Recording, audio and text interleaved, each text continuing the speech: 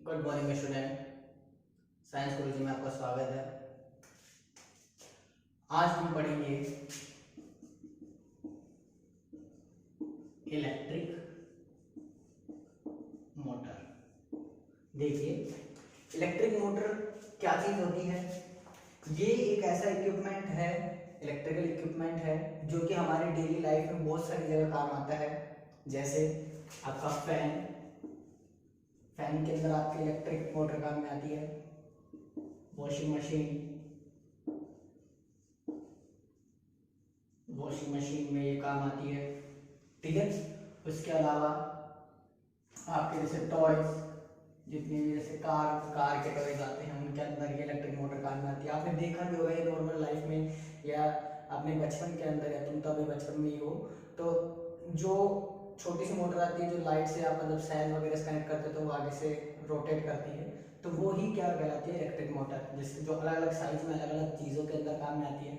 तो electric motor normally एक ऐसा इक्विपमेंट है जो कि इलेक्ट्रिकल एनर्जी को, किसको, इलेक्ट्रिकल एनर्जी को, इलेक्ट्रिकल एनर्जी को किससे बदलता है, मैकेनिकल, मैकेनिकल एनर्जी में कन्वर्ट करता है। ठीक है। तो एक ऐसा इक्विपमेंट जो कि इलेक्ट्रिकल एनर्जी को मैकेनिकल एनर्जी, मैकेनिकल एनर्जी दो टाइप्स की होती है, आपको पता होगा। एक होती है आपकी काइनेटिक एनर्जी एंड सेकंड होती है पोटेंशियल एनर्जी। ठीक है। तो एक kinetic energy and potential energy दोनों के रूप में आती है। तो एक ऐसा इक्विपमेंट जो कि इलेक्ट्रिकल एनर्जी को मैकेनिकल एनर्जी में कन्वर्ट कर दे, तो उस इक्विपमेंट को हम क्या बोलते हैं, इलेक्ट्रिक मोटर कहते हैं। देखिए, अब इलेक्ट्रिक मोटर के बारे में पढ़ेंगे कि इलेक्ट्रिक मोटर कैसे वर्क करती है, क्या क्या इक्विपमेंट होते हैं इसके अंदर, इसके कौन कौन से पार्ट्स होते हैं। तो सबसे पहले मैं आपको इसका डायग्राम बना के बता देता हूँ। ठीक है। तो डायग्राम अपन नॉर्मली एक सिंपल सा डायग्राम बनाते हैं, इस साइड बनाते हैं डायग्राम। ठीक है। तो सबसे पहली चीज आती है इसके अंदर क्या, मैग्नेट्स। दो मैग्नेट आएंगी, एक मान लिया अपन ने ये नॉर्थ है, एक साउथ है। ठीक है। ऐसे नहीं कि ये ओनली नॉर्थ पोल है और ये ओनली साउथ पोल है, इसके इस साइड इधर इसका साउथ पोल है और इसके इस साइड इसका नॉर्थ पोल है। और मान लीजिए ये दोनों एक ही मैग्नेट के पार्ट है, तो ये हो सकता है कि ये क्या हो, एक हॉर्स शू मैग्नेट हो। क्या हो, एक हॉर्स शू मैग्नेट भी हो सकती है ये। ठीक है। जिसका नॉर्थ पोल और साउथ पोल एक जगह ही होता है। ठीक है। तो अपन अभी ये नहीं सोचेंगे इसके बारे में, अभी नहीं डिस्कस करेंगे कि कैसी मैग्नेट होती है। ठीक है। तो हम अभी इनके अभी दो पोल्स ले लिए, एक नॉर्थ पोल और एक इसका आ गया साउथ पोल। ठीक है। ये नॉर्थ पोल, ये साउथ पोल, तो इसका मैग्नेटिक फील्ड, मैग्नेटिक फील्ड मैंने आपको बता रखा है इसके बारे में, पिछले वीडियोस के अंदर इसके बारे में बता रखा है मैग्नेटिक फील्ड के बारे में। ठीक है। मैग्नेटिक फील्ड के इस बारे में जानने के लिए ऊपर आई बटन है, उस आई बटन में जाइए। ठीक है। तो नॉर्थ पोल और ये साउथ पोल, तो मैग्नेटिक फील्ड की हमेशा डायरेक्शन क्या होता है, ये क्या आ गया आपका मैग्नेटिक फील्ड, मैग्नेटिक फील्ड ये आ गया। तो मैग्नेटिक फील्ड की डायरेक्शन हमेशा क्या होती है, north to south, north pole से साउथ पोल की तरफ होती है। ये क्या होंगी, मैग्नेटिक फील्ड लाइंस, पूरी की पूरी ये मैग्नेटिक फील्ड लाइंस रहेंगी। ठीक है। अब बात करते हैं, देखो इसको डॉटेड डॉटेड कर देता हूँ ताकि आपको बाद में अच्छे समझ में आए। ये मैग्नेटिक फील्ड लाइंस हो गई। अब यहाँ पे इसके बीच में आता है एक आपका आर्मेचर, जो एक रेक्टेंगुलर शेप होती है। ठीक है। ये आपका आर्मेचर आ गया।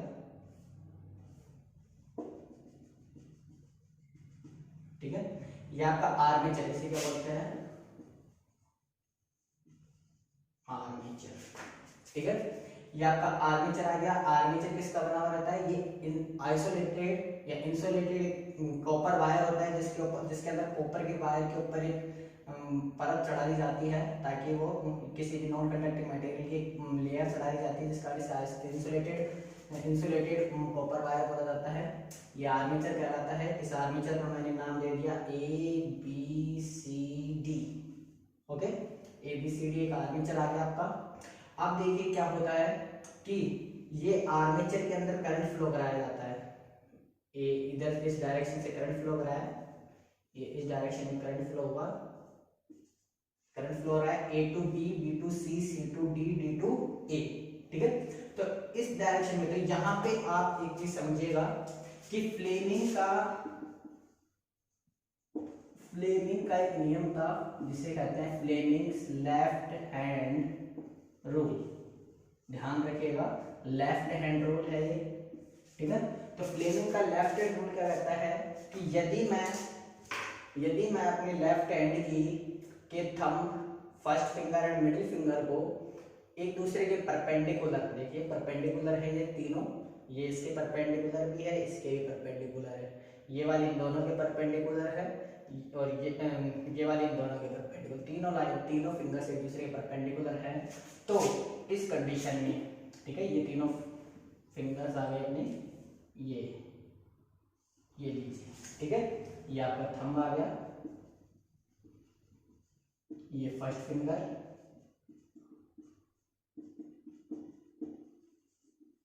ये आपका मिडिल फिंगर, ठीक है, ये फर्स्ट थंब, ये फर्स्ट फिंगर। तो यहाँ पे जो थंब रहेगा वो बताएगा फोर्स की डायरेक्शन को, F फॉर फोर्स या मोशन को, भाई किस मोशन के अंदर वो कोई भी ऑब्जेक्ट, कंडक्टिंग ऑब्जेक्ट मोशन करेगा, किस डायरेक्शन में वो मोशन करेगा, तो उसको बताएगा ये थंब FBI, फुल्ली बेवकूफ इंसान। याद करने का तरीका, FBI जो अमेरिकन एक एसोसिएशन है, जो कि जैसे अपने पुलिस होती है वैसे वहाँ पे FBI होती है, ठीक है। तो FBI, F for force, B for आता है आपका magnetic field and I for electric current, okay. तो FBI मतलब यदि मैं फर्स्ट फिंगर को मैग्नेटिक फील्ड की डायरेक्शन, जो कि हमेशा होती है नॉर्थ टू साउथ, ठीक है, फर्स्ट फिंगर को हमेशा नॉर्थ टू साउथ डायरेक्शन में रखूं, इलेक्ट्रिक करंट को, मिडिल फिंगर को इलेक्ट्रिक करंट की डायरेक्शन में रखूं, तो ये जो थंब रहेगा वो मेरे को उस ऑब्जेक्ट के ऊपर लगने वाले फोर्स की डायरेक्शन या उस ऑब्जेक्ट के मोशन को बताता है, ठीक है। आया समझ में, कोई दिक्कत नहीं है। तो ये एक इंपॉर्टेंट रूल है, जो ये रूल इसके अंदर पूरी तरीके से अप्लाई होगा, ये रूल इसके अंदर अप्लाई होगा, ठीक है। तो यहाँ पे देखो मैं AB एक कंडक्टिंग मटेरियल है अपना, आइसोलेटेड कॉपर वायर है, तो इसके अंदर करंट फ्लो करा A टू B, तो वापस वही, तो मैंने क्या कहा, जो पहले फर्स्ट फिंगर की बात करूंगा, इस फिंगर की, ठीक है, ये किसमें बताएगा आपका मैग्नेटिक फील्ड की डायरेक्शन नॉर्थ टू साउथ, ये नॉर्थ टू साउथ, ठीक है। उसके बाद सेकंड बोल रहा है ये मिडिल फिंगर, ये बताएगा करंट की डायरेक्शन को, तो करंट किस तरफ जा रहा है, A टू B, मतलब ऊपर की तरफ, तो ये ऊपर की तरफ दबा दिया। तो थंब किस साइड आएगा, थंब जाएगा अंदर की तरफ, इस बोर्ड के अंदर की तरफ, मतलब जो ये AB है वो किधर जाएगा, नीचे की तरफ, और इसका यानी ये किधर जाएगा, इस साइड, इनसाइड, किधर जाएगा, इनसाइड, ठीक है। सिमिलरली यदि मैं C और D के बारे में बात करता हूं, तो वापस वही, this is the first finger shows the direction of the magnetic field, then and north to south, okay, then the middle finger shows the direction of the current, that is up to top to bottom, similar, and the thumb shows the direction of the motion, तो motion किस side करेगा, ये outside, ये किधर आएगा, outside, इसका motion किस side होगा, आउटसाइड। तो ये थोड़ा सा आप इतना समझिए, अच्छी तरीके से समझिए, ये मेन चीज है यहाँ पे, ठीक है। तो AB तो मोशन किधर की साइड करेगा, नीचे की तरफ, और CD किधर आएगा, ऊपर की तरफ। तो मतलब मान लीजिए ये आपका ये थंब वाला तो AB है, और ये, ठीक है, लिटिल फिंगर जो है वो आपकी CD को बता रहा है, तो ये A तो किधर जाएगा, नीचे, और CD कहाँ आएगा, ऊपर, मतलब इस तरीके से। तो इस तरीके से मतलब कि ये आएगा आपका इस तरीके से रोटेट करेगा ये, ठीक है, ऐसे। तो ये कौन सी डायरेक्शन हो गई, क्लॉकवाइज और anti clockwise, this shows the anti clockwise direction. Anti clockwise मतलब जैसे क्लॉक चलती है जो अपनी, उसके अपोजिट डायरेक्शन में। अपनी क्लॉक ऐसे चलती है लेकिन ये चल रहा कैसे है, नीचे की तरफ। तो यहाँ पे कैसा मोशन हुआ, एंटी क्लॉकवाइज मोशन हुआ। अब बात करते हैं इसका, जब ये अपना हाफ रोटेशन कंप्लीट कर लेगा, हाफ रोटेशन कंप्लीट कर लेगा मतलब ये ए बी पॉइंट जो रहेगा, ए बी, वो अंदर की तरफ से घूम के कहाँ आ जाएगा, सी डी की पोजीशन पे, और सी डी ऐसे ऊपर से घूमता हुआ कहाँ जाएगा, ए बी की पोजीशन पे। तो उस जगह वो बात करते हैं हम। तो इसको मैं इरेज कर देता हूँ, फ्लेमिंग्स के लेफ्ट हैंड रूल को आप नोट कर लीजिएगा अपने नोटबुक के अंदर, ठीक है। अब देखिए, after half rotation, after half rotation, आधे रोटेशन के बाद हम देखते हैं तो क्या होता है। ये वापस आपकी मैग्नेट्स आ गई, बिना देखे बनाने की कोशिश करिएगा, ठीक है, ताकि आपको ज़्यादा अच्छा रहे। ये आपकी मैग्नेटिक फील्ड लाइंस आ गई,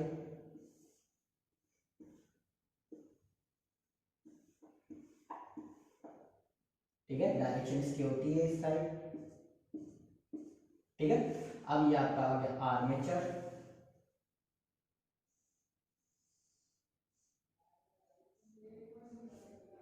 ये आपका आर्मेचर।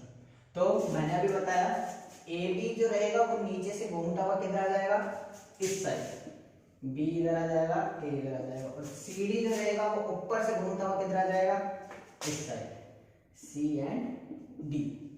अब देखिए यहाँ पे क्या हुआ कि ए बी के अंदर डायरेक्शन करंट कैसे फ्लो कर रहा था, current A to B, B to C, C to D, ठीक है। तो इधर भी A to B, B to C, C to D and D to again A, या इसी तरीके से चलता रहेगा। तो करंट की डायरेक्शन आपने सिमिलर रखी है, क्योंकि करंट थोड़ी ना डायरेक्शन अपने आप चेंज करेगा, डायरेक्शन है तो अपन को चेंज करनी पड़ेगी या कोई इक्विपमेंट काम में लेना पड़ेगा। तो अभी मैं सिमिलर डायरेक्शन समझता हूँ कि मैंने सेम डायरेक्शन लिया, current A B C D ही फ्लो कर रहा है, ए बी सी डी ही फ्लो कर रहा है, क्योंकि मैंने और कुछ कहीं पे बात नहीं करी है, तो इस तरह है, ठीक है। तो वो मैं आगे थोड़ा बताऊंगा इसके बारे में, लेकिन अभी पहले समझिए यहाँ पे मोशन के बारे में। तो मोशन क्या कह रहा है कि इसमें करंट ये इस तरीके से फ्लो करा। अब वापस again we use the Fleming's left hand rule, then Fleming by using the Fleming's left hand rule we again से that the first finger shows the direction of the magnetic field, that is the north to south, okay. Then the middle finger shows the direction of the electric current, that is top to bottom, and the thumb shows the direction of the motion बताएगा। तो motion ये CD किधर आया, CD आया आपका, देखिए ढंग से, यही है ना आपकी magnetic field north to south, current top to bottom and thumb motion किधर आया, बाहर की तरफ, मतलब CD कहाँ आया, आउटसाइड,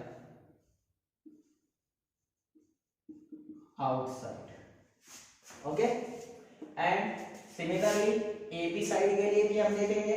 तो again north to south, current गया ऊपर, तो ये मोशन किस साइड हुआ, थंब किस साइड जाएगा, इनसाइड। तो इसमें टॉप मोशन हुआ इनसाइड, ठीक है, ये आउटसाइड ये इनसाइड। तो यहाँ पे रोटेशन कैसा हुआ देखिए आप, आउटसाइड मतलब नीचे की तरफ, ठीक है, ये ए बी किधर गया, उधर, सॉरी, आउटसाइड का मतलब हो गया ऊपर की तरफ, ये ऊपर गया, और ये किधर जा रहा है, नीचे, इस तरीके से। ये कौन सा मोशन हुआ, क्लॉकवाइज चल रहा है या एंटी क्लॉकवाइज चल रहा है, क्लॉकवाइज,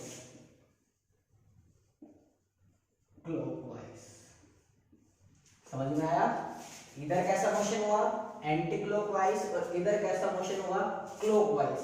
तो यहाँ पे अपन अपने प्रॉब्लम क्रिएट होती है कि इस साइड तो डायरेक्ट कैसे गया, ये ए बी ऐसे ऊपर, और सॉरी ए बी किस साइड गया, नीचे, एंड सी डी किस साइड गया, ऊपर।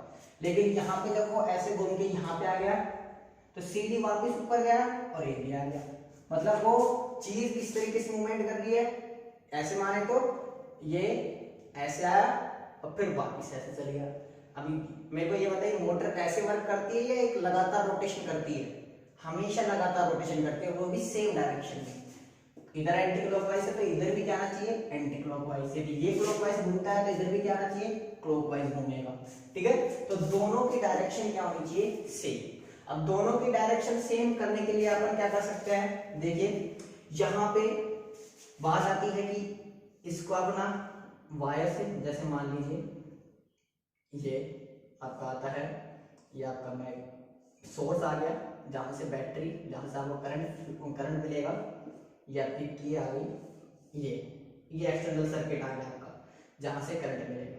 तो यदि मैं इसको डायरेक्ट वायर से कनेक्ट करता हूं, ओनली वायर से, इधर सिमिलरली वायर से कनेक्ट करूंगा सेम, तो मैं देखूंगा कि जब ये रोटेट करेगा तो ये वायर्स क्या नहीं लगेंगे, एक दूसरे से उलझने लग जाएंगे, उलझ जाएंगे, और उलझ जाएंगे तो ये वायर कुछ समय में या एक दो रोटेशन के बाद क्या हो जाएंगे, पूरी तरीके से टूट जाएंगे, जो कि नहीं होना चाहिए। तो हम डायरेक्ट वायर को काम में नहीं ले सकते। तो वायर के इस प्रॉब्लम को सोल्व करने के लिए तो किसको काम में लिया जाता है, कार्बन ब्रशेस को। किसको, कार्बन की ब्रशेस रहती है जो कि कंडक्टिंग मटेरियल होता है एक, ठीक है, ये कंडक्टिंग मटेरियल होता है, अच्छी तरीके से इलेक्ट्रिसिटी कंडक्टर होता है, जिससे इलेक्ट्रिसिटी फ्लो कर सकती है, इनको बोलते हैं carbon brushes, carbon brush, single brush and double brushes दोनों। ठीक है, अब दूसरा प्रॉब्लम करंट का, सॉरी डायरेक्शन का। तो डायरेक्शन के लिए देखिए यहाँ पे, डायरेक्शन की बात करने के लिए, दोनों की डायरेक्शन सेम करने के लिए मैं क्या करता हूं कि यदि मैं इस सर्किट के अंदर तो ए बी सी डी इस तरीके से फ्लो कर रहा है, करने देता हूं, लेकिन हाफ रोटेशन के बाद यदि मैं डायरेक्शन चेंज कर देता हूं, डायरेक्शन चेंज कर देता हूं मतलब ए बी सी डी न रख के अब मैं क्या करूं, डी सी बी ए रख दूं, क्या रख दूं, डी सी बी ए, डी सी बी और ये ए, इस तरीके से करंट फ्लो करे तो मतलब मैंने क्या करी, हाफ रोटेशन के बाद इसकी डायरेक्शन चेंज कर दी। हाफ रोटेशन के बाद डायरेक्शन चेंज कर दी तो मैं वापस समझाऊंगा, देखो इसको, इसके मोशन को और इसके फोर्स को, ठीक है, वापस समझेंगे अब अपन यहाँ पे। तो वापस समझने के लिए अपन देखते हैं वापस वही अपना फ्लेमिंग्स का लेफ्ट हैंड रूल। तो यहाँ पे क्या हुआ, सीडी में देखता हूँ magnetic field direction north to south, सही है एकदम। करंट की डायरेक्शन सेकंड, करंट की डायरेक्शन टॉप टू बॉटम, तो थंब किस साइड गया, अंदर की तरफ, ये कहां गया, इनसाइड, ठीक है, इनसाइड। और ऐसे ही सिमिलरली इस साइड बात करूंगा तो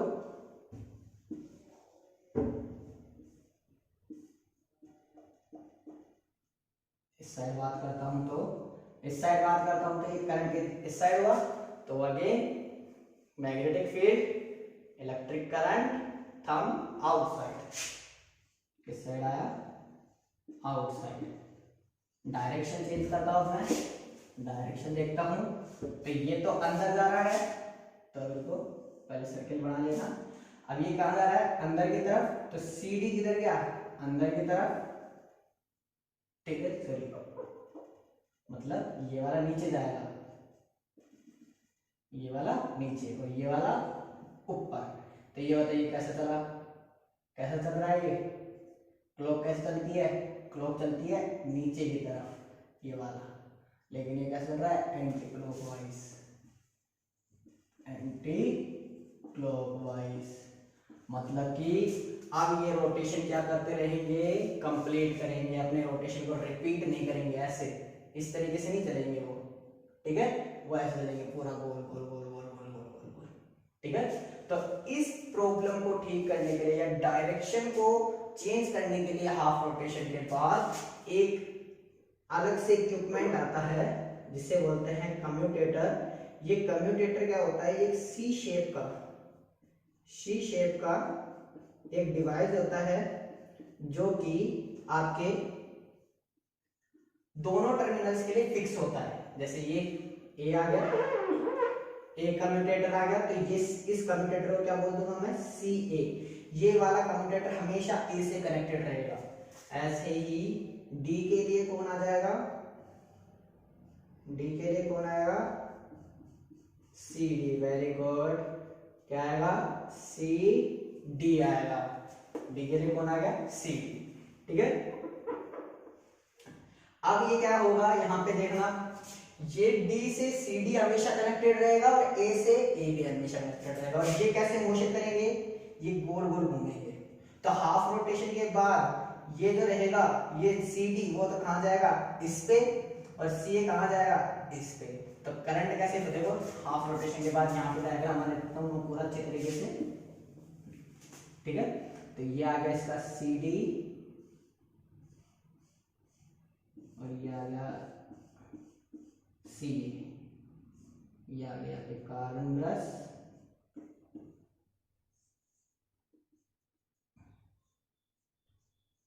ये आ गया कार्बन ब्रश। बाहर आउटर सर्किट के अंदर अपन ने कोई भी चेंजमेंट नहीं किया। ठीक है, आउटर सर्किट में कोई भी पॉजिटिव से करंट जाएगा, ये जा रहा, इधर से करंट आएगा, ये आ गया, इधर से ये पॉजिटिव, ये नेगेटिव, ये करंट गया, ये आपका B1, ये B2, ये आपका B1, ये B2, ये आपका CD और ये आपका CA।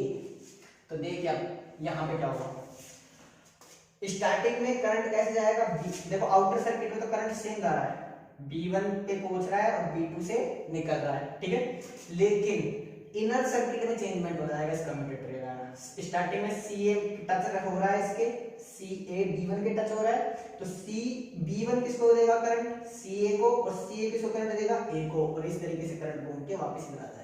लेकिन हाफ रोटेशन के बाद ये जो कम्यूटेटर रहेंगे ये इस तरीके से घूमेंगे। ठीक है, इस तरीके से गोल घूमेंगे ऐसे। तो ये जो A था CA वो घूम के कहा जाएगा, D की जगह, और D की जगह, और CD कहाँ जाएगा, CA की जगह। तो बाहर के सर्किट में तो करंट वही फ्लो कर रहा है, B1 पे जा रहा है और B2 से आ रहा है, लेकिन अंदर के सर्किट में देखो डायरेक्शन चेंज हो जाएगी, DCBA करंट चेंज हो गया। इस कारण यहाँ पे कम्यूटेटर काम में ले जाता है, और ये जो आर्मेचर रहेगा वो लगातार क्या करेगा, रोटेट करता रहेगा। और आर्मेचर से जुड़ा हुआ एक एक्सल होता है, एक्सल, ये एक्सल ही क्या करेगी, इस एक्सल पे ही अपन को क्या मिलेगी, इसकी मैकेनिकल एनर्जी प्राप्त होती है। एक्सल आप समझने के लिए आप ऐसे समझ लीजिए, जैसे आपके जो घर में पानी की मोटर होती है उसके पीछे एक लोहे की एक सिलेंड्रिकल शेप होती है जो कि घूमती रहती है रेगुलर, वो ही एक्सल होता है। जिस एक्सल पे अपन को मैकेनिकल एनर्जी प्राप्त होती है। इस एक्सल की मदद से ही फैंस वगैरह लगा के उसको और ज्यादा बड़ी स्ट्रक्चर बनाई जाती है। आई बात समझ में, इस तरीके से आपका इलेक्ट्रिकल मोटर काम करती है। ये आ गई आपकी इलेक्ट्रिकल मोटर, ढंग से समझना, कोई भी डाउट नहीं रहना चाहिए, बस रूल एक ही काम आएगा, फ्लेमिंग्स, क्या नाम है उसका, फ्लेमिंग्स लेफ्ट हैंड रूल, जिसमें थंब क्या बताएगा, थंब बताएगा एक फर्स्ट फिंगर रहेगी और एक मिडिल फिंगर रहेगी, और नाम अपना FBI for magnetic field electric current.